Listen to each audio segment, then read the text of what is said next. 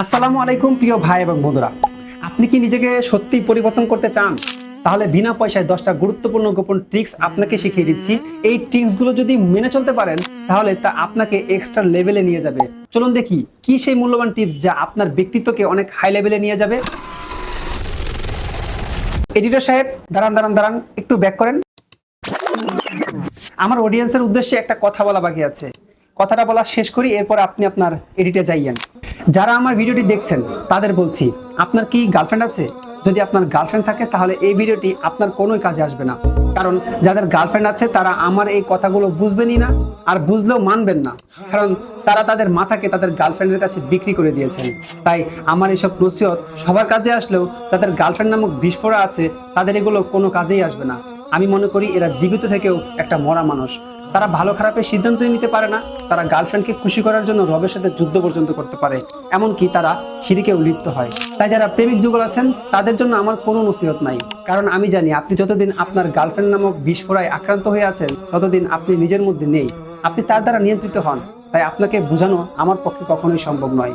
আপনি ভাই আপনার গার্লফ্রেন্ডের পা চাটেন গিয়ে, কারণ তার জন্য আপনি সব করতে পারলেও রবের জন্য আপনি হারাম ছাড়তে পারেন না, যার ফলে দিন থেকে আপনি অনেক দূরে চলে গেছেন। এটাই আপনার রব আপনার জন্য নির্ধারিত করে দিয়েছেন, কারণ রব যাকে ইচ্ছা হেদায়েত দেন আর যাকে ইচ্ছা পথভ্রষ্ট করেন। আপনিও তাদের মধ্যে একজন। আপনি সালাত পড়েন, তাও গার্লফ্রেন্ড বলেছে এজন্য পড়েন। আপনি সমাজ সেবা করেন, কারণ গার্লফ্রেন্ড বলেছে এজন্য। আপনি প্রতিটা কাজ করেন আপনার গার্লফ্রেন্ডকে খুশি করানোর জন্য। এখন হয়তো বলবেন আপনি আপনার রবের জন্য সবকিছু করতে পারেন, কিন্তু দেখেন এই যে রবের জন্য সামান্য হারাম রিলেশনশিপ ছাড়তে পারছেন না। আপনার রব এই গার্লফ্রেন্ড বয়ফ্রেন্ড নামক কোনো সম্পর্ক ইসলামে হালাল করেন নাই। এই নামে ইসলামে কোনো সম্পর্কই হয় না। যদি সত্যি সত্যি রবের জন্য সালাত আদায় করে থাকেন তাহলে আপনি গার্লফ্রেন্ডকে ছাড়ুন। এরপর যদি আমার এই নসিহতগুলা আপনার কোনো কাজে আসে, তাহলে চলুন মূল কথায় ফিরে যাই। এডিটর সাহেব, ইন্ট্রো শুরু করুন। নিজেকে পরিবর্তন করার প্রথম টিপস। আপনার কি অনেক বন্ধু রয়েছে? বন্ধুদের সাথে আপনি অতিরিক্ত আড্ডা মারেন? তাহলে তা বন্ধ করুন। আড্ডা দিন, কিন্তু প্রতিদিন একবার 1 ঘন্টা করে তাদের সময় দিন। এটাই আপনার জন্য যথেষ্ট হবে। ফলে প্রতিদিন 1 ঘন্টা আড্ডা না মেরে সপ্তাহে 2 থেকে 3 দিন আরেকটু বেশি সময় নিয়ে দেখা করে আসুন এবং আড্ডা মেরে আসুন। এতে করে আপনার লক্ষ্যগুলোতে কোনো রকম এফেক্ট পড়বে না, বন্ধুরাও খুশি থাকলো আর আপনিও আপনার জীবনের লক্ষ্যে খুব সহজেই পৌঁছাতে পারলেন। অনেক মানুষ দেখেছি যারা বন্ধুদের সময় দিতে গিয়ে সে তার সারাটা দিন সেখানেই কাটিয়ে দেয়। আপনিও যদি এটা করে থাকেন তাহলে মনে রাখবেন আপনি এক অনিশ্চিত ভবিষ্যতের দিকে এগিয়ে যাচ্ছেন, নিজের হাতে নিজের জীবনকে ধ্বংস করছেন। খুব দ্রুত এটার জন্য আপনাকে আফসোস করতেই হবে। গোপন টিপস নাম্বার 2, পর্নোগ্রাফি দেখা বন্ধ করুন। 18+ কন্টেন্ট অপশনগুলো আপনার ফোন থেকে বন্ধ করে দিন। এটা আপনার মস্তিষ্ককে বিকারগ্রস্ত করে ফেলছে, নিজের প্রতি নিজের আত্মসম্মানকে নষ্ট করে ফেলছে। নিজের আত্মসম্মানের সাথে জেদ করুন, দেখবেন এই পাপ থেকে বেঁচে থাকাটা একদম সহজ হয়ে যাবে। আপনি একটু ভাবুন তো, আপনি কি এতটা নিচু মস্তিষ্কের মানুষ হয়ে গেছেন যে আপনাকে পর্নোগ্রাফি দেখতে হবে? এটা আপনার পার্সোনালিটির সাথে যায়। এটা জাস্ট বন্ধ করে দিন। এরপর দেখুন তো আপনার মাঝে কতটা পরিবর্তন চলে আসে। যে কোনো কাজে আপনার মন বসবে এবং ডিপ্রেশন দূর হয়ে যাবে। শুধু এই একটা অভ্যাস আপনাকে হতাশ করে দিচ্ছে। আমি যতগুলো যুবকের সাথে কথা বলেছি এই বিষয়ে, তারা সবাই আমাকে বলেছে এই বাজে অভ্যাসটা তারা সহজে ছাড়তে পারছে না। প্রায় প্রতিটা যুবক এই বাজে অভ্যাসে আসক্ত হয়ে পড়েছে। তারা এটা থেকে বেরোতে চায়। তারা বলছে এই পাপটা তাদের প্রতিনিয়ত করে খাচ্ছে। তারা বলছে নিজের প্রতি নিজেরই নাকি ঘৃণা তৈরি হচ্ছে, কিন্তু সহজে ছাড়তে পারছে না। তারা বুঝতে পারছে তারা অনেক জঘন্য পাপ করছে, কিন্তু তারা কোনোভাবে এটা থেকে বেরোতে পারছে না। আমি আপনাদের বলছি, আপনারা আমার বাকি টিপসগুলো ফলো করলে অবশ্যই এই পাপ থেকে নিজেকে বাঁচাতে পারবেন ইনশাআল্লাহ। চলেন বাকি টিপসগুলো দেখে নিই। গোপন টিপস নাম্বার 3, রাত 10টার মধ্যে সব কাজ ছেড়ে ফেলুন। ঘুমানোর পূর্বে অবশ্যই 10 থেকে 15 মিনিট যে কোনো একটা ইসলামিক মাইন্ডের বই পড়ুন। আর বইটা অবশ্যই বিছানার উপর পিঠ সোজা করে বসে এরপর একটানা 15 মিনিট পড়ুন। এতে আপনার শরীর কিছুটা ক্লান্ত হয়ে যাবে। যখনই বইটা পড়তে পড়তে একটু বিরক্তি ভাব চলে আসবে, তখনই বইটা এক সাইডে রেখে দিন, দ্রুত লাইটটা নিভিয়ে শুয়ে পড়ুন। দেখবেন কয়েক মিনিটের মধ্যেই ঘুম চলে আসবে। ঘুমানোর পূর্বে অবশ্যই দোয়া দুরূদগুলো পড়ে ঘুমাবেন। ভুলেও ঘুমানোর আগের যে 10 থেকে 15 মিনিট সময়, এই টাইমটাই একদমই ফোন টিপবেন না। এতে আপনার যে স্লিপ সেলগুলো আছে সেগুলো জাগ্রত হয়ে যাবে, ফলে আপনার ঘুমে ব্যাঘাত ঘটবে। গোপন টিপস নাম্বার 4, ফজরের আগে ঘুম থেকে উঠে যান। সালাদটা মসজিদে গিয়ে আদায় করুন। মসজিদে যেতে মন না চাইলে অন্তত বাসায় বসে হলেও আদায় করে নিন। না পড়ার চাইতে বাসায় পড়ে নেওয়া কিন্তু অনেক ভালো, তাই না? তবু সালাদটা পরিত্যাগ করিয়েন না।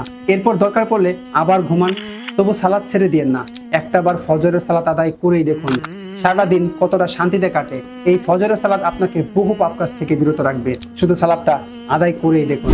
গোপন টিপস নাম্বার 5, প্রতিদিন সকালে 20 থেকে 30 মিনিট হলেও ব্যায়াম করুন। এটা আপনার শরীরকে সতেজ রাখবে। প্রতিদিন করতে না পারলে অন্তত সপ্তাহে 3 থেকে 4 দিন করুন। এই ব্যায়াম করলে আপনার মন ভালো থাকবে, শরীর সুস্থ থাকবে এবং দুর্বলতা অনুভব করবেন না। গোপন টিপস নাম্বার 6, জীবনে প্রয়োজনীয় ঝুঁকি নিন। কিছু টাকা জোগাড় করে হলেও একটা ছোটখাটো ব্যবসা শুরু করুন। আপনার ব্যবসা করার জন্য টাকা নাই, তাহলে টার্গেট করুন আগামী 3 মাসের মধ্যে যে কোনোভাবে এই টাকা ম্যানেজ করে ফেলুন। 10,000 টাকা হলেও যে কোনো একটা ছোটখাটো বিজনেস শুরু করা যায়। কিন্তু ইউটিউবে সার্চ করে দেখুন, দেখবেন শত শত বিজনেস আইডিয়া আপনার সামনে চলে আসবে। অল্প পুঁজিতে বহু বিজনেস আইডিয়া রয়েছে, সেগুলো দেখে নিজেই ভাবুন কোন বিজনেসটা আপনার জন্য সহজ। নিজের সাথে নিজেই জেদ করে নেমে পড়ুন আর ভাবুন আপনাকে পারতেই হবে। সবাই পারলে আপনি কেন পারবেন না। গোপন টিপস নাম্বার 7, বিজনেস করতে না পারলে অন্ততপক্ষে অর্থ আয়ের বিভিন্ন পথ সৃষ্টির চেষ্টা করুন। একটা দিন নষ্ট করবেন না। আপনার ইনকামের চাইতে খরচ বাড়াবেন না, আপনার ইনকাম অনুযায়ী খরচ করুন। যতদিন আপনার খরচের চাইতে ইনকাম বেশি না হচ্ছে, ততদিন আপনার জমানো টাকায় ভুলেও হাত দিবেন না। প্রতিদিন যদি 100 টাকা ইনকাম করেন, তাহলে 20 টাকা খরচ করুন। ইনকাম যদি একদমই না হয়, তাহলে খরচটাও বন্ধ করে দিন। ইনকাম আর খরচের অনুপাত মেনে চলুন। আর এই পদ্ধতি অবলম্বন করলে দেখবেন ইনকাম করার জন্য আপনার মন আপনাকেই জাগিয়ে তুলছে। নিজেকে বারবার প্রশ্ন করুন, সবাই পারলে আপনি কেন পারবেন না? পারতেই হবে আপনাকে। গোপন টিপস নাম্বার 8, সমাজ সেবামূলক কাজ করুন। এতে আপনার নিজের প্রতি নিজের আত্মবিশ্বাস বাড়বে। টাকা থাকলে গরিবকে দান করুন। দান করলে আপনার সম্পদ কমে না, বরং বহুগুণে বাড়ে। দান করার পাশাপাশি আপনি একটু ভিন্নভাবে নিজের মানসিক শান্তিকে বাড়িয়ে নিতে পারেন। ভাবছেন কিভাবে নিজের মানসিক শান্তিকে বাড়িয়ে নেবেন? এটা খুবই সহজ।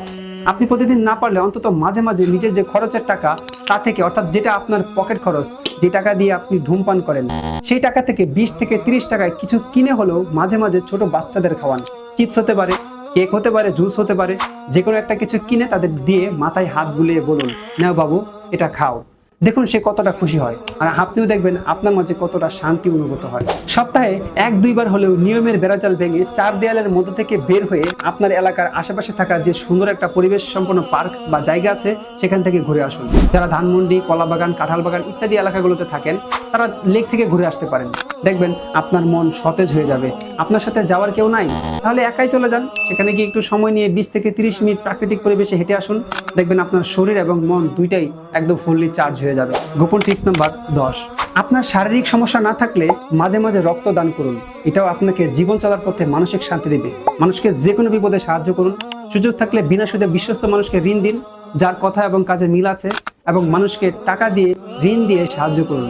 এতে আপনার মাধ্যমে তার অনেক উপকার হবে এবং দেখবেন হঠাৎ আপনার বিপদেও তাকে পাশে পেয়ে যাবেন। এটা কিন্তু হয়। সবশেষে বলবো, অতিরিক্ত ফোন টেপা বন্ধ করুন। পাপ থেকে নিজেকে বাঁচিয়ে রাখুন। নিজের ভবিষ্যৎ যেটা দিয়ে গড়বেন সেটার সময় দিন। আপনার জীবন পরিবর্তন হয়ে যাবে ইনশাআল্লাহ।